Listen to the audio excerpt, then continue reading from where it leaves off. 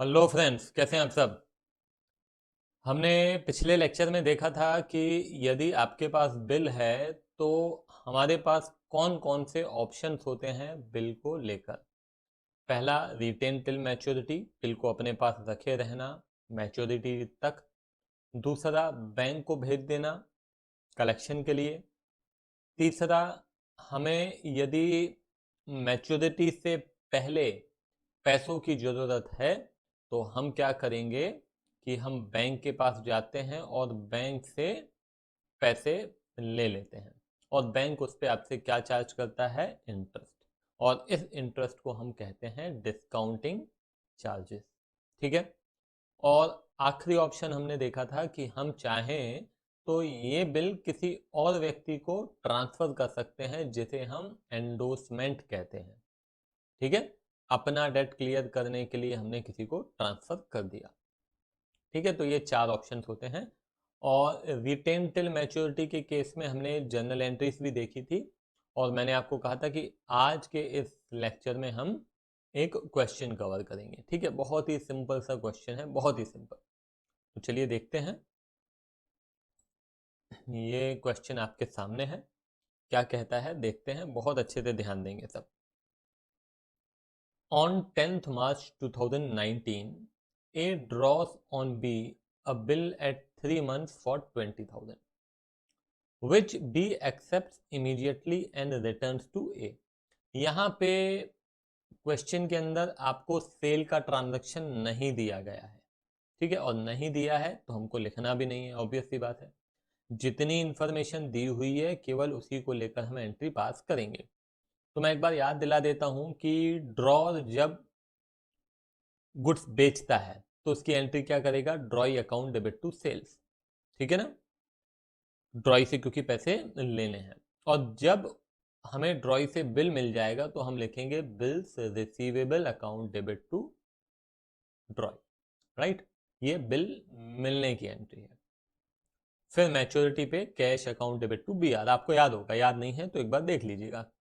अब यहाँ पे हम क्या करेंगे, यहाँ पे सेल का कोई ट्रांजेक्शन नहीं दिया हुआ है, केवल लिखा है ए ड्रॉज ऑन बी। तो कौन बिल ड्रॉ कर रहा है? ए ड्रॉ कर रहा है। किसके ऊपर? बी के ऊपर ड्रॉ कर रहा है, मतलब B is the drawee and A is the drawer. B is accepting the bill, getting my point. लिखा भी आगे देखिए, which B accept immediately and return to A. तो हम जो एंट्री लिख रहे हैं वो सबसे पहले आपको यहाँ पे बताना पड़ेगा कि किसकी बुक्स में लिख रहे हैं। तो चलिए पहले मैं यहाँ पे लिख देता हूँ इन the books of A. Bracket में क्लियर भी कर देते हैं कि ए कौन है। ए यहाँ पे ड्रॉ है। ठीक है। अब क्या करेंगे, यहाँ पे सबसे पहले तो हम डेट लिखेंगे। तो 10th March एंड 2019। ठीक है। हम क्या कर रहे हैं, हमको बिल मिल रहा है, सेल की एंट्री नहीं लिखनी है। कौन दे रहा है? बी दे रहा है। बी ने एक्सेप्ट किया और हमको दे दिया। तो हमारे लिए तो एसेट है। जैसे कैश आया तो कैश अकाउंट डेबिट, फर्नीचर आया तो फर्नीचर अकाउंट डेबिट, वैसे ही बिल आया तो बिल्स रिसीवेबल, है ना, बी आर अकाउंट डेबिट। कौन दे रहा है? जो व्यक्ति दे रहा है उसका नाम लिखेंगे। नाम मालूम है क्या? हाँ बिल्कुल मालूम है, बी दे रहा है, टू बी अकाउंट। कितने का बिल है? ये 20,000 रुपए का बिल है, तो ये मैंने 20,000 लिख दिया। ठीक है। और यहाँ पे नरेशन हम लिख देंगे, being bills receivable received from B. ठीक है, ये हो गया 10th March 2019। अब at the time of maturity देखिए क्या लिखा है, the bill is honoured on due date. Due date मतलब मैंने आपको पहले भी बताया कि मैच्योरिटी डेट की ही बात की जाती है, ड्यू डेट नहीं। ड्यू डेट मतलब, वैसे तो ड्यू डेट का मतलब यही होता है कि जहां पे टर्म ऑफ बिल खत्म हो रहा हो, मगर बाय डिफॉल्ट आपको हमेशा क्या करना है, 3 दिन डेज ऑफ ग्रेस हमेशा जोड़ने हैं। तो हम अब यहाँ पे क्या करेंगे, ये 10, 3 और 19। ठीक है, इसमें हम क्या करेंगे, 3 महीने जोड़ देते हैं। तो चलिए 3 महीने जोड़ते हैं, तो ये क्या हो जाएगा, 10, 6, 19। ठीक है। 3 दिन चलिए और जोड़ देते हैं, तो ये क्या हो जाएगा, अब ये हो जाएगा 13, 6 एंड 19। तो यहाँ पे हम लिखते हैं अब मैच्योरिटी के समय 13, बेटा ये डेट लिखनी पड़ेगी आपको, ठीक है। और अब आपको क्या हो रहा है, कैश मिल रहा है और बिल जो है आपका वो जा रहा है। मैच्योरिटी पे क्या होगा, आप बिल देंगे और पैसे लेंगे, तो कैश आ रहा है, बिल जा रहा है। तो क्या एंट्री हो जाएगी बताइए, cash account debit to bills receivable. ठीक है, क्लियर है ये बात। तो यहां पे हम लिखेंगे बीइंग बिल्स रिसीवेबल मैच्योर्ड। ठीक है, कितना, 20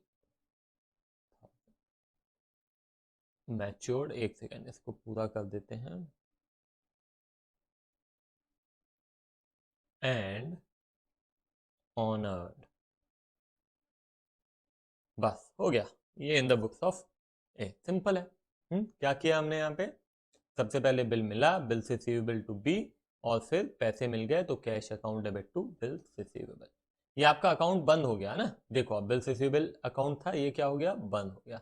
और बी का अकाउंट भी बंद हुआ है, क्योंकि इससे पहले की एंट्री मालूम नहीं है हमको, मगर वो शायद ऐसी ही होगी, B account debit to sale. तो बी का भी अकाउंट जो है पहले डेबिट हुआ होगा, फिर अभी यहाँ पे क्या हो गया, क्रेडिट हो गया। मगर चूंकि क्वेश्चन में बोला नहीं है, इसीलिए वो एंट्री हम यहाँ पे करेंगे नहीं। मन में चाहे तो कर सकते हो, कोई दिक्कत नहीं है। तो इस तरीके से ये question in the books of drawer, in the books of A हम लिखेंगे, ठीक है ना। अब आ जाते हैं कि बी की बुक्स में किस तरीके से लिखेंगे। तो in the books of B, bracket में लिख देते हैं, कौन है ये, ड्रॉई है, ठीक है। सबसे पहले डेट क्या है, 10 मार्च 2019। ठीक है, हमने क्या किया है, बिल दिया है, किसको बिल दिया है, ए को दिया है। तो ए इज द रिसीवर, है ना, ए अकाउंट डेबिट टू, क्या लिखते हैं बोलो, बिल्स पेबल अकाउंट। ठीक है, ये लायबिलिटी खत्म हो रही है और दूसरी लायबिलिटी बन रही है, क्योंकि इससे पहले की एंट्री हालांकि हमको लिखनी नहीं है, मगर मैं आपको समझाने के लिए, लिखना नहीं है, आपको बता दे रहा हूँ। इससे पहले की एंट्री कुछ इस प्रकार से हुई होगी, purchases account debited to A account, कितना, 20,000। ठीक है ना। तो ये ए क्या है, लायबिलिटी है, और ये लायबिलिटी हमने उसको बिल दे के खत्म कर दी। ये लायबिलिटी खत्म हो गई, मगर एक दूसरी लायबिलिटी बन गई, वो है बिल्स पेबल, वो भी तो एक लायबिलिटी है ना। तो लायबिलिटी का फॉर्म चेंज हो गया, लायबिलिटी अभी भी है, but the form of liability has been changed. तो ये 20,000 एंड 20,000। उसके बाद फिर से हम आ जाते हैं, आ, हमारी क्या थी डेट ऑफ मैच्योरिटी, 13/6। तो 13, 6 एंड 19 क्या करना है, बिल मिलेगा और पैसे दे देंगे, ये वाला बिल। तो ये हम लिखेंगे बिल्स पेबल मिल रहा है और हम ये पैसे दे रहे हैं, 20,000 एंड 20,000। ठीक है, हम यहाँ पे लिखेंगे बिल पेबल एक्सेप्टेड। ठीक है, दूसरा यहाँ पे आगे आप लगा सकते हैं बीइंग, है ना, बीइंग बिल्स पेबल एक्सेप्टेड। यहाँ पे क्या लिखेंगे, being payment of bills payable cleared. ठीक है, समझ में आया। तो बड़ा ही सिंपल सरल सा क्वेश्चन था, आगे हम देखेंगे और अच्छे क्वेश्चन, लेवल धीरे धीरे आप हर क्वेश्चन के बाद देखेंगे बढ़ता जाएगा। ठीक है, तो चलो यहीं पे ख़त्म करते हैं, बाय बाय।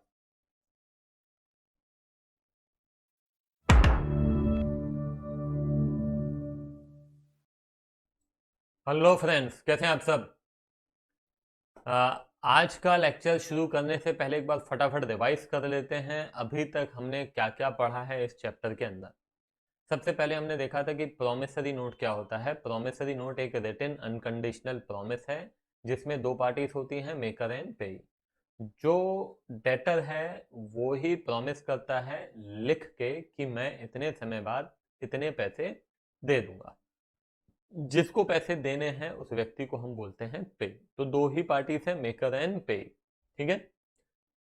प्रोमिसरी नोट के अंदर कोई एक्सेप्टेंस नहीं होता है, प्रॉमिस को एक्सेप्ट नहीं करना है भाई। प्रॉमिस तो अपने आप में वो एक प्रॉमिस है कि भाई हम आपको पैसे देंगे। एक्सेप्टेंस किस में होता है? ऑर्डर में होता है। यदि कोई ऑर्डर कर रहा है तो we have to accept that order, है ना। But there is no acceptance in the promise. Getting my point? तो ये छोटी छोटी चीजें हैं जो कि 1 मार्क क्वेश्चन में पॉसिबल है, ट्रू और फॉल्स वगैरह आ सकता है। फिर उसके बाद आ जाते हैं हम बिल्स ऑफ एक्सचेंज में। तो बिल्स ऑफ एक्सचेंज क्या है? रिटन अनकंडीशनल ऑर्डर है। कितने पार्टीज होते हैं यहाँ पे? 3। कौन कौन से? ड्रॉर जो बिल बनाता है, ड्रॉई जो एक्सेप्ट करता है, पेई जिसको पेमेंट मिलता है। ठीक है। और मैंने आपको यह भी बताया था कि पेई यहाँ पे क्रेडिटर के अलावा भी कोई हो सकता है ना। जो व्यक्ति बिल बना रहा है, ड्रॉर बना रहा है, उसके अलावा भी कोई पेई हो सकता है। ये मैंने आपको बताया था, शायद आप लोगों को याद हो। नहीं भी है तो कोई दिक्कत नहीं है। तो ड्रॉर कौन होता है? जो व्यक्ति क्रेडिटर है ना, जिसको पैसे लेने हैं, वो क्या करता है? एक अनकंडीशनल ऑर्डर बनाता है, लिखता है, और उस ऑर्डर को फिर एक्सेप्ट करता है। कौन एक्सेप्ट करता है? डेटर एक्सेप्ट करता है। तो जो बना रहा है उसे ड्रॉर कहते हैं, जो एक्सेप्ट कर रहा है उसे ड्रॉई कहते हैं। तो एग्जाम में पूछा जा सकता है कि भाई ड्रॉर कौन है, ड्रॉई कौन है। ठीक है। बिल कौन बनाता है, बिल कौन एक्सेप्ट करता है। ठीक है। और अंत में जिसको पैसे मिलेंगे उसको हम कहते हैं पे। तो कितनी पार्टीज हुई? 3। क्लियर है। उसके बाद हमने देखा था कुछ टर्म्स हमने देखे थे। उसमें से सबसे पहला था टर्म ऑफ बिल, जितने समय के लिए बिल बनाया जा रहा है। बिल आफ्टर डेट किसे कहते हैं? बिल आफ्टर साइट किसे कहते हैं? बिल एट साइट किसे कहते हैं? आफ्टर डेट वो होता है जिसमें हम कैलकुलेशन स्टार्ट करते हैं from the date of drawing. After sight हम कहते हैं जिसमें कि हम कैलकुलेशन स्टार्ट करते हैं from the date of acceptance. और एट साइट हम कहते हैं जिसमें कोई भी टाइम का कैलकुलेशन नहीं होता है। एट साइट को हम कहते हैं ऑन डिमांड, जब भी मांगेंगे तब पैसे देने पड़ेंगे। क्लियर है ये? ठीक है।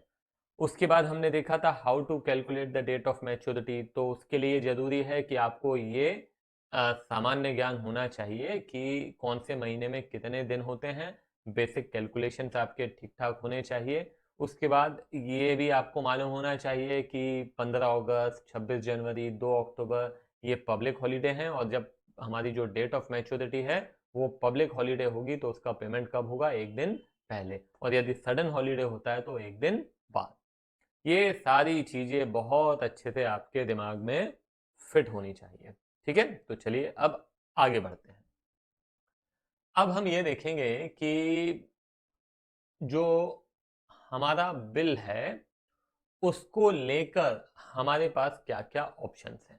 फॉर एग्जाम्पल, मैं आपके पास आया था, आपको याद होगा।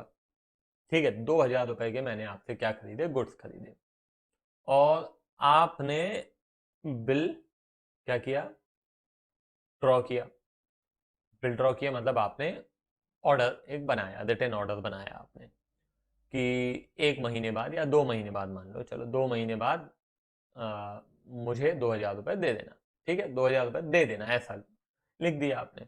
और मैंने आपके ऑर्डर को क्या कर दिया? एक्सेप्ट कर दिया। क्लियर है।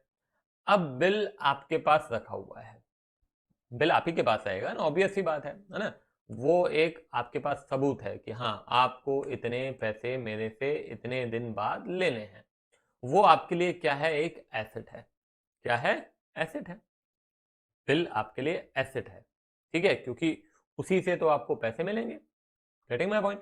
जिस प्रकार से फर्नीचर एक एसेट है, आपके पास जो गुड्स रखे हुए हैं वो एसेट है, वैसे ही बिल जो है वो भी क्या है? आपके लिए एक एसेट है। अब बिल को लेकर आपके पास क्या क्या ऑप्शंस हैं? तो अलग अलग प्रकार के ऑप्शंस हैं आपके पास, एक एक के बारे में बहुत अच्छे से आराम से डिटेल में मैं बात करने वाला हूं, बस आप ध्यान से सुनिएगा। देखिए, 2 महीने का बिल है, 2 महीने तक आपके पास ऑप्शन है कि बिल आप अपने पास रखे रहें। क्या करें आप? बिल को अपने पास रखे रहें, 2 महीने तक अपने पास रखिए। 2 महीने बाद जब आपकी डेट ऑफ मैच्योरिटी आएगी, आप मेरे पास आएंगे, दरवाजा खटखटाएंगे, मैं पूछूंगा कौन है, आप बोलेंगे मैं हूं, बिल लाया हूं, मैं आपसे बिल लेकर और आपको पेमेंट दे दूंगा। बात समझ में आई? इसको हम कहते हैं रिटेन्ड टिल मैच्योरिटी। मतलब मैच्योरिटी तक बिल को अपने पास रखे रहना, मैच्योरिटी पे ड्रॉई से पैसे ले लेना, सिंपल है। इसको हम क्या कहते हैं? Retained till maturity. अभी केवल सुनिए, लिखना कुछ भी नहीं है। दूसरा दूसरा ऑप्शन आपके पास क्या है? चलिए, मान लीजिए कि आप बेहद व्यस्त व्यक्ति हैं, बहुत बिजी आदमी हैं, आपके पास समय नहीं रहता है कि आप खुद जाएंगे बिल कलेक्ट करेंगे, आपके पास टाइम नहीं है, दिन भर बिजी रहते हो। तो आप अपने बैंक को कहते हो, ये 2,000 रुपए का बिल है, आप हमारे बिहाफ पे eight the time of maturity आप ही कलेक्ट करके हमारे खाते में डाल देना। बैंक बोलता है ठीक है भाई, कर देंगे। ठीक है, बैंक हो सकता है कि इसके लिए आपसे कुछ चार्जेस ले, है ना, हो सकता है, तो जरूरी नहीं है, वो क्वेश्चन के अंदर दिया रहेगा कि चार्जेस हैं या नहीं है। तो अब आप क्या कर रहे हैं? आप बैंक को दे दे रहे हैं कि बैंक आप ये लो और हमारे बिहाफ पे आप हमारा बिल कलेक्ट कर लेना। अब अब अब अब अब मेरे से पैसे कौन लेगा? अब मेरे से पैसे आप नहीं लेंगे, बल्कि मेरे से पैसे लेगा बैंक। तो पहले वाले केस में, रिटेन टिल मैच्योरिटी के केस में, पेई पेई मतलब जिसको पेमेंट मिलेगा, वो कौन था? आप थे, मतलब ड्रॉर। अब जो दूसरा केस है, मैंने कहा कि आपने बैंक को दे दिया और बैंक को कहा कि भाई मेरे बिहाफ पे कलेक्ट कर लो, तो अब पेई कौन है? अब पेई है बैंक, क्योंकि आपने कलेक्शन का जिम्मा, जिम्मेदारी किसको दे दी? बैंक को दे दी कि भाई बैंक आप कलेक्ट करके दो हमको। अब बैंक कलेक्ट करेगा, तो पेई कौन रहेगा? बैंक। क्लियर है? इसको हम कहते हैं bill sent to bank for collection. Sent to bank for collection, bank को भेज देते हैं कलेक्शन के लिए। ठीक है, पहला क्या था? रिटेन टिल मैच्योरिटी, मैच्योरिटी तक अपने पास रखे रहना। दूसरा, बैंक को दे देना कि बैंक आप हमारे बिहाफ पे कलेक्ट कर लो। तीसरा, सबको हम डिटेल में डिस्कस करेंगे, अभी मैं केवल मोटा मोटी आपको आइडिया दे दे रहा हूं कि आपके पास कौन कौन से ऑप्शंस हैं। आपके पास बेसिकली 4 ऑप्शंस हैं। पहला हो गया रिटेन, दूसरा हो गया सेंड टू बैंक, तीसरा तीसरा आपको 2 महीने बाद पैसे मिलने वाले हैं। कितने मिलने वाले हैं? 2,000 रुपए। कब? 2 महीने बाद। मगर आपको पैसों की अभी जरूरत है। अब आप सोच में पड़ जाते हैं कि यार पैसे मुझे अभी चाहिए, मैं क्या करूं? तो आप चले जाते हैं बैंक, बैंक को कहते हैं कि बैंक भाई, मेरे पास ये 2,000 रुपए का बिल है, मेरे को अभी कुछ पैसों की जरूरत है, तो क्या आप मुझे अभी पैसे दे सकते हैं क्या? ये बिल आप कलेक्ट कर लेना 2 महीने बाद, मगर मुझे अभी पैसे दे दो, क्या ये पॉसिबल है? बैंक ने कहा हाँ हाँ, बिल्कुल पॉसिबल है, बिल्कुल पॉसिबल है। मगर ये ध्यान रखना कि 2 महीने बाद आपको जो पैसे मिलने हैं, वो मैं आपको अभी दे रहा हूं। तो अभी देने के लिए, जल्दी देने के लिए, मैं आपसे 2 महीने का इंटरेस्ट ले लूंगा। आप सोचते हो कि हाँ, इंटरेस्ट तो देना पड़ेगा भाई, एक प्रकार से आपको समय से पहले पैसे मिल रहे हैं, है ना, बैंक आपको समय से पहले पैसे दे रहा है, तो बैंक का तो काम ही यही है ना। तो बैंक आपको क्या करेगा? समय से पहले पैसे दे देगा और उसका आपसे क्या ले लेगा? इंटरेस्ट।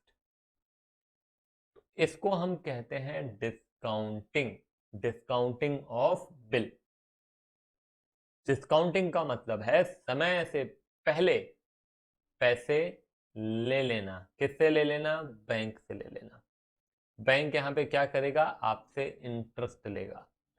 आगे देखेंगे, हम क्वेश्चन डिटेल में देखेंगे। थोड़ा भी कंफ्यूजन है तो चिंता मत कीजिए, अभी मैं आपको केवल बेसिक इंफॉर्मेशन दे रहा हूं कि वो पैसे कैसे देगा, इंटरेस्ट कैसे लेगा, ये सारी चीजों को हम डिटेल में डिस्कस करेंगे। ठीक है, तो एक बार फिर से देख लेते हैं। 3 कैसे? रिटेन टिल मैच्योरिटी, मैच्योरिटी तक अपने पास बिल को रखे रहना, मैच्योरिटी पे जाके ड्रॉई से पैसे ले लेना। ठीक है, दूसरा बैंक को दे देना कि बैंक आप हमारे बिहाफ पे यार ये बिल जो है वो कलेक्ट कर लो।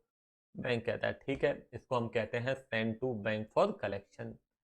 तीसरा होता है डिस्काउंटिंग। आपको समय से पहले पैसे चाहिए, आप बैंक के पास जाएंगे, बिल देंगे और उससे समय से पहले पैसे ले लेंगे, मगर बैंक आपको पैसे देने के दौरान आपसे इंटरेस्ट भी ले लेता है और इस इंटरेस्ट को हम कहते हैं डिस्काउंटिंग चार्जेस।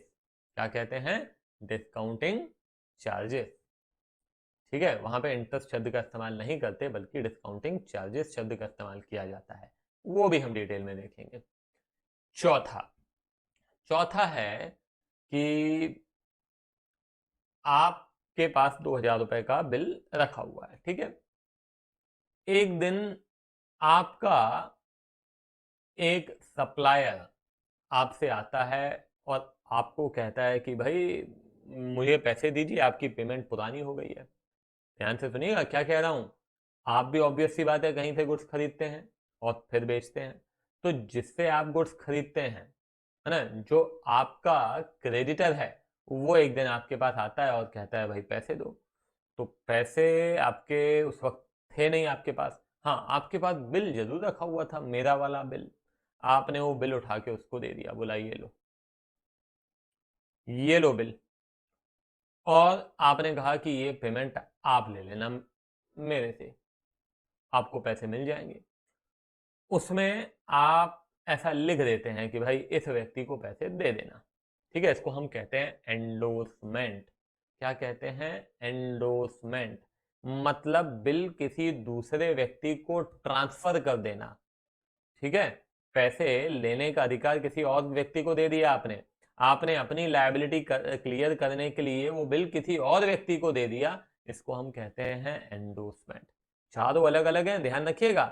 पहले में बिल आप अपने पास रखते हैं, मैच्योरिटी तक मेरे से आप eight the time of maturity पैसे ले लेते हैं। दूसरा, आपके पास समय नहीं है, आप बैंक को देते हैं कि बैंक आप हमारे बिहाफ पे कलेक्ट कर लेना, इसको हम कहते हैं send to bank for collection. तीसरा, आपको पैसों की अभी जरूरत है, मैच्योरिटी डेट बाद में है, आपको पैसे अभी चाहिए, आप बैंक के पास दौड़ते जाते हैं, बैंक को देते हैं और बैंक से पैसे ले लेते हैं। उसमें आपको पैसे मिल तो जाते हैं मगर आपको वहां पे इंटरेस्ट लगता है और इस इंटरेस्ट को हम कहते हैं डिस्काउंटिंग चार्जेस।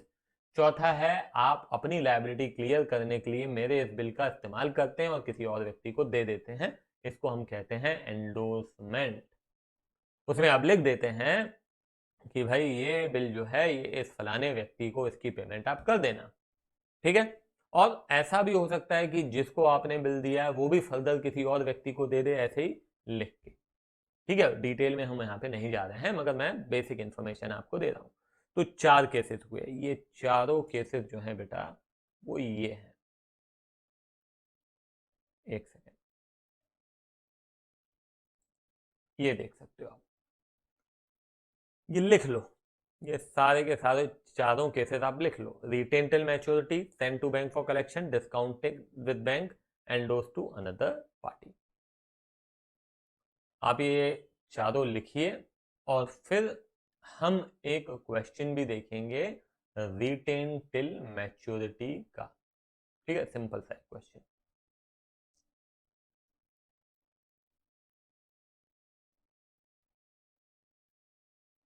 तो ज़्यादा है तो लेक्चर भले पॉज करके आप नोट्स बना सकते हैं, मैं आगे बढ़ता हूँ।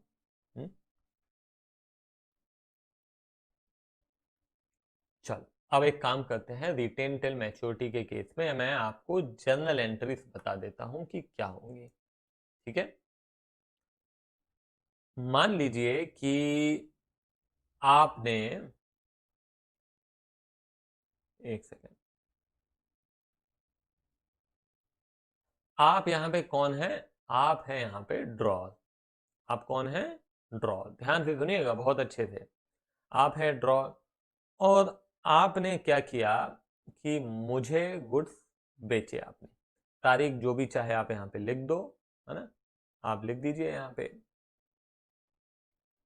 मान लो हम लिख देते हैं 24 दिसंबर 2020 लिख देते हैं। अभी यहाँ पे क्या हुआ कि आपने मुझे पहले तो गुड्स बेचे, ठीक है। तो मैं यहाँ पे आपके लिए कौन हुआ? मैं आपके लिए हुआ ड्रॉई। आप चाहें तो नाम लिख सकते हैं आप, चलो हम नाम लिख देते हैं, ठीक है। या तो आप नाम लिख लें। तो आपने सबसे पहले गुड्स बेचे, मुकेश अकाउंट डेबिट। आप चाहें तो यहाँ पे अगर नाम नहीं मालूम है तो ड्रॉई भी लिख सकते हैं। तो Mukesh account debit to sales account, ठीक है। कितना? 2000 के आपने मुझे गुड्स बेचे थे, याद है ना। बड़ी मुश्किल से आपने मुझे उधार दिया था। अब सेम डे आपने मेरे से एक बिल एक्सेप्ट करा के ले लिया। आपको क्या मिल गया? बिल मिल गया। अभी ध्यान दीजिएगा बहुत अच्छे से। ये मुकेश अकाउंट डेबिट क्यों किया बताएंगे? क्योंकि आपको मेरे से पैसे लेने हैं। जब हमको पैसे लेने होते हैं किसी से भी, राम से, श्याम से, कालीराम, डूबेलाल, वॉटेवर, हम उनका अकाउंट क्या करते हैं? डेबिट करते हैं। जिससे पैसे लेने हैं उसका अकाउंट डेबिट कर दो, ठीक है। अब ये डेबिट कर दिया, इसका मतलब ये है कि आपको मुझसे 2000 रुपए लेने हैं। अब मैंने अगर आपको पैसे दे दिए तो आप क्या लिख देते हैं? Cash account debited to Mukesh. Account मेरा बंद कर देते हैं क्योंकि आपको क्या मिल जाता है? कैश। मगर मैंने आपको कैश तो नहीं दिया, मगर मैंने आपको बिल जरूर दे दिया उसी दिन। तो अब यहां पे क्या करेंगे?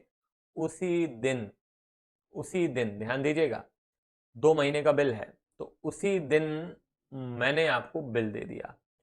और अब आपको बिल मिल रहा है। जिस प्रकार से आपको कोई भी एसेट मिलता है, मान लो आपको फर्नीचर खरीदा तो फर्नीचर अकाउंट डेबिट करते हैं, बिल्डिंग खरीदी तो बिल्डिंग अकाउंट डेबिट करेंगे, कैश आ रहा है तो कैश अकाउंट डेबिट करते हैं, वैसे ही आपके पास बिल आ रहा है तो इस बिल को भी आप क्या करेंगे? डेबिट करेंगे, ठीक है ना। मैंने बताया बिल्स रिसीवेबल क्या है? आपके लिए एक एसेट है, तो इसको हम क्या करते हैं? डेबिट करते हैं। तो बेटा बिल्स ऑफ एक्सचेंज को हम बोलते हैं बिल्स रिसीवेबल। क्या कहते हैं? Bills receivable. आप रिसीवेबल इसलिए बोल रहे हैं क्योंकि इसमें से आपको पैसे मिलने हैं, तो इसीलिए हम इसको क्या कहेंगे? Bills receivable account debited to, किसने दे दिया? मैंने बिल दे दिया आपको, टू मुकेश अकाउंट। तो अभी यहाँ पे क्या हुआ? यहाँ पे एसेट का फॉर्म चेंज हो गया। अभी तक आप मेरे को एसेट मान रहे थे, अब मेरा अकाउंट क्लोज हो गया है ना, डेबिट हो गया, क्रेडिट हो गया। अब आप एसेट किसको मान रहे हैं? बिल्स रिसीवेबल को एसेट मान रहे हैं। क्लियर है ये बात? तो बिल्स रिसीवेबल आपके लिए एसेट हो गया। अब आते हैं 2 महीने बाद।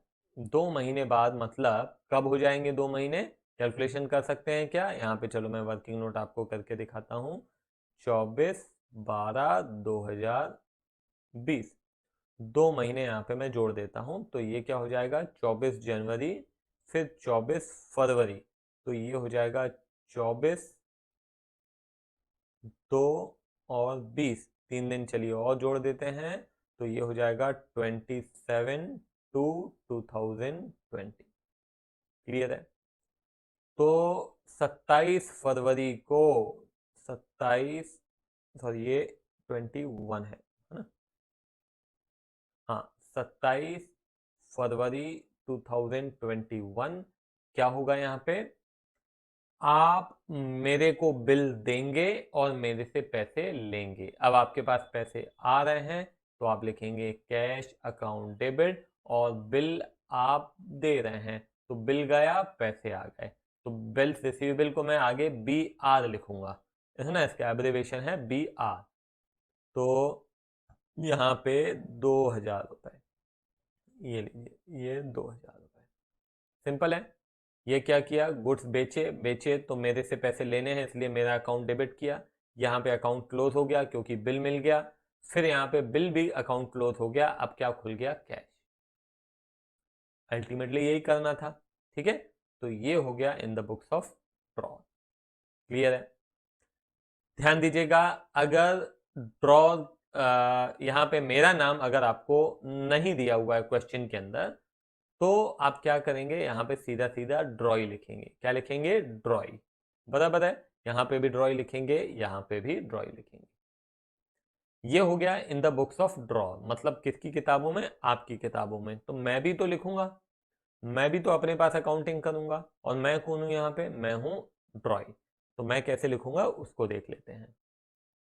देखो, 24/12/2020 को मैंने आपसे गुड्स खरीदे, तो मैं क्या बोलूंगा? Purchases account debited to. बताइए क्या? मैंने आपसे खरीदे। अब आपका नाम, मैं चलो एक काम करता हूं, मैं आपका नाम ड्रॉ बोलता हूं। क्या बोलता हूं? ड्रॉ। मुझे नहीं मालूम है तो मैं ड्रॉ बोलूंगा। अगर नाम दिया है क्वेश्चन के अंदर तो नाम लिखेंगे। तो मैंने आपसे ये 2000 रुपए का सामान खरीदा था, ठीक है। और उसी दिन मैंने आपको क्या दे दिया? बिल दे दिया। अभी ध्यान दीजिएगा, ड्रॉर को क्रेडिट किया है, मतलब ड्रॉर को हमें पैसे देने हैं। क्या करना है? ड्रॉर को हमें पैसे देने हैं। तो ये लायबिलिटी है, ठीक है। अब ये लायबिलिटी, मुझे आपको पैसे देने हैं, मगर मैं अब क्या कर रहा हूं? आपको बिल दे दे रहा हूं। तो अब लायबिलिटी मेरे लिए क्या हो जाएगा? बिल मेरे लिए लायबिलिटी हो जाएगा। आप अब मेरे लिए लायबिलिटी नहीं है। तो मैं यहां पे क्या लिखूंगा? ये आपका अकाउंट क्लोज कर दिया। आपको जैसे मैं पैसे देता, ध्यान देना, आपको अगर मैं पैसे दे देता तो मैं draw account debit to cash लिखता कि नहीं लिखता? वैसे ही मैं आपको पैसे तो नहीं दे रहा हूं, मगर मैं आपको बिल जरूर दे रहा हूं। तो मैं लिखूंगा टू बिल्स पेबल। बेटा एक बात ध्यान रखिएगा, एक मिनट पहले लिख लेते हैं यहाँ पे 2000 and 2000। Draw account debited to cash, अगर देते तो टू कैश लिखते, बैंक देते, बैंक से पैसे देते मतलब चेक देते तो टू बैंक लिखते। बिल दे रहे हैं तो इसीलिए हम लिखेंगे टू बिल्स पेबल। क्लियर है ये बात? बिल्कुल। तो अभी ध्यान देना, यहाँ पे बहुत अच्छे से ध्यान देना कि ये आपका ड्रॉ अकाउंट क्लियर हो गया। अभी नया अकाउंट आ गया, क्या? Bills payable. ड्रॉई एक ऐसा व्यक्ति है जो बिल को बिल्स पेबल कहता है, जिसने बिल एक्सेप्ट किया है, क्योंकि उसको तो पैसे देने हैं।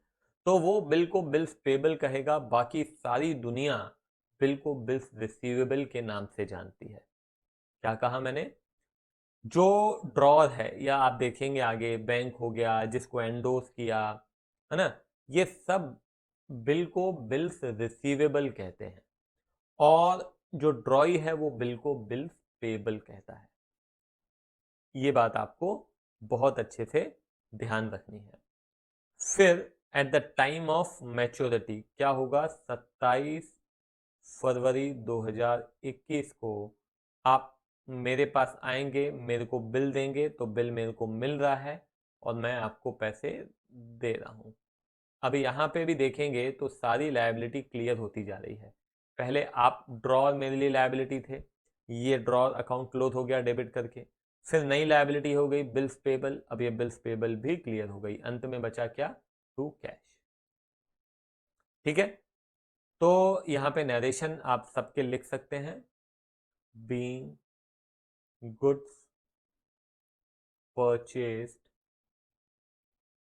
ऑन क्रेडिट, ठीक है।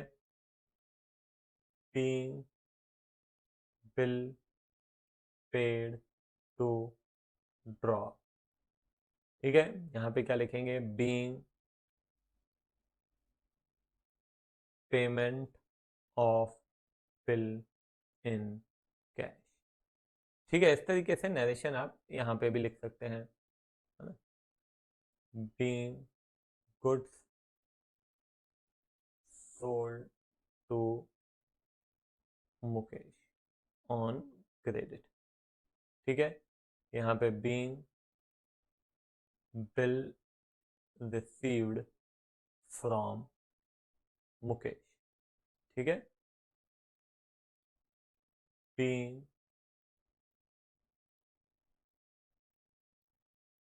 पेमेंट